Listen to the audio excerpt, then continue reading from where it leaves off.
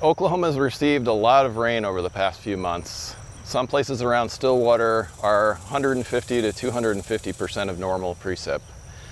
That's led to some flooding concerns, and some people have concerns about trees and root systems that could be undermined by flooding.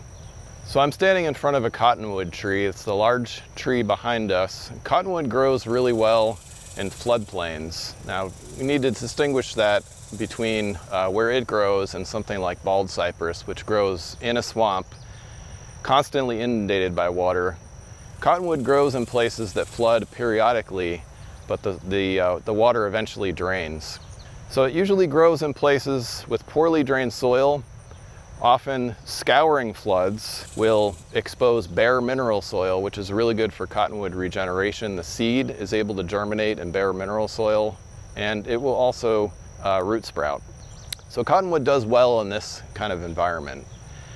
I'll probably mention this a few times, but really the right tree for the right place is critical here. So cottonwood will grow well in places that flood, and typically the root systems will be fine even during flooding. During extreme flooding, of course, if the root systems are undermined, then that can be a concern, especially followed by strong wind events. Now, cottonwood does well in this type of soil. Pines do not. So make sure you plant the right tree in the right place.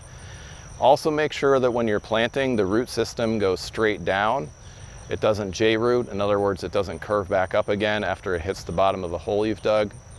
When you're planting, the root color of the tree will look quite different. So there'll be a little piece of the root system that's a little bit wider, and you can see the taproot extend down from that.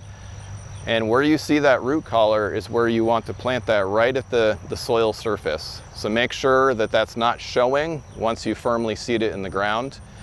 Also make sure that it's not too deep, so have it at the right height in the hole that you're planting.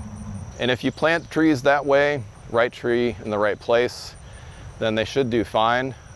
Certainly mortality will be higher with really strong floods and winds, but generally flooding alone is not enough to push over trees. You'll take really strong winds for a tree to fall over. Trees that are growing in the wrong place or that you've planted in the wrong site often will exhibit a lot of different signs of poor tree health. So sometimes that could be chlorosis, so the leaves could be a little bit lighter in color. Sometimes they could start to lean or tip. Often trees like that will need to come down. If they're hazard trees, you may want to take them down yourself, but certainly planting, again, right tree in the right place is critical.